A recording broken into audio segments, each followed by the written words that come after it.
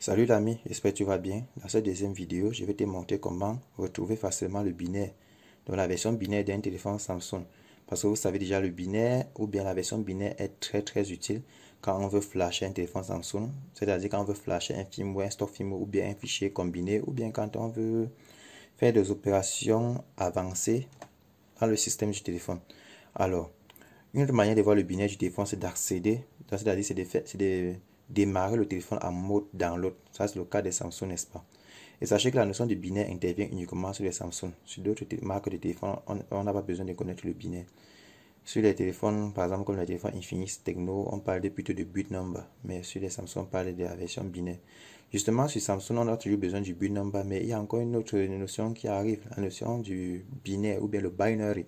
Alors, je dois presser la touche volume moins, bouton home et touche allumage afin que le téléphone accède au download mode. Ok. Actuellement, nous sommes au download mode, donc au mode download. Qu'est-ce qu'on va faire? Je vais juste presser la couleur là. Un instant, je vais presser volume plus comme ceci. Le téléphone se met en mode download. Une fois qu'il est en mode download comme ceci, on peut déjà identifier le binaire. Là, je ne sais pas si vous voyez bien. Vous allez voir sur une personne écrit là B. 4B signifie binary ou bien le binaire. C'est 4. Ce qui veut dire que le firmware, que si je veux télécharger un firmware ou bien son fichier combiné dans son combination file, je dois chercher le binaire, le combination file dont le binaire correspond à 4. Le binaire peut être soit U4 ou S4, c'est la même chose, vous comprenez? Ok. Maintenant, pour d'autres Samsung comme ceci, pour accéder au recovery mode, parfois c'est souvent compliqué parce qu'il n'y a pas de bouton home. Parfois vous cherchez comment accéder au recovery mode, déjà c'est fatigué. Mais la solution pour moi, c'est d'utiliser seulement les boot cables. Ce sont les câbles de démarrage automatique. Il y a eu des vidéos que j'ai parlé de ce câble, mais vous n'avez pas compris l'importance.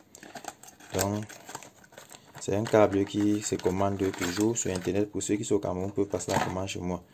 Donc, à partir de ce câble, déjà, sur le carton, ils ont mis des indications. Donc, ici, ils ont spécifié chaque... Donc, ils ont spécifié chaque rôle de chaque bascule.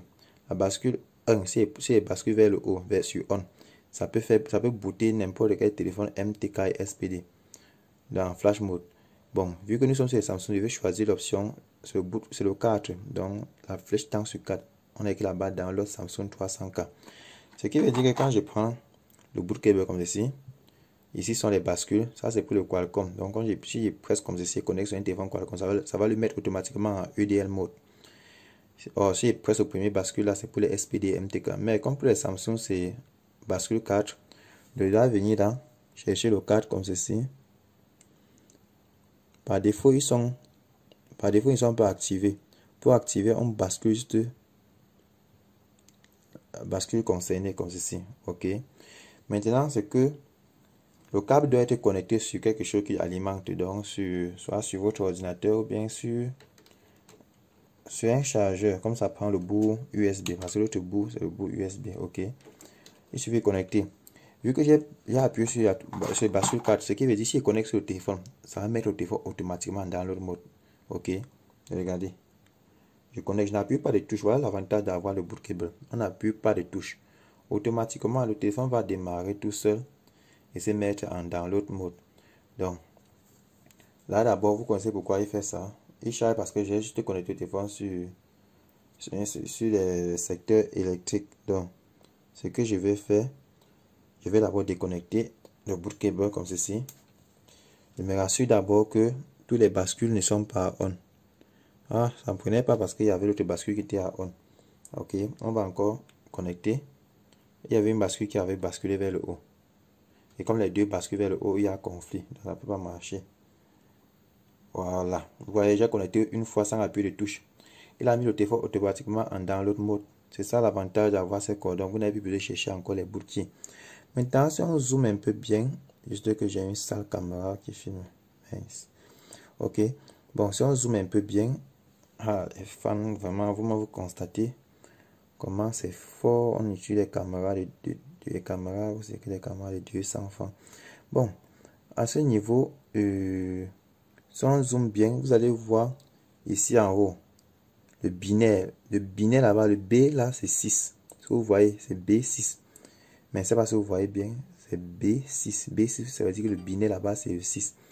Et donc, on ne peut chercher que les firmware à partir de binaire 6 pour flasher. Et le meilleur, c'est pour chercher les bons firmware, c'est où? C'est sur Alaptec. C'est pas gratuit, les gars. Dans le domaine GSM, il faut investir. Bon, c'est tout pour cette vidéo. Portez-vous bien.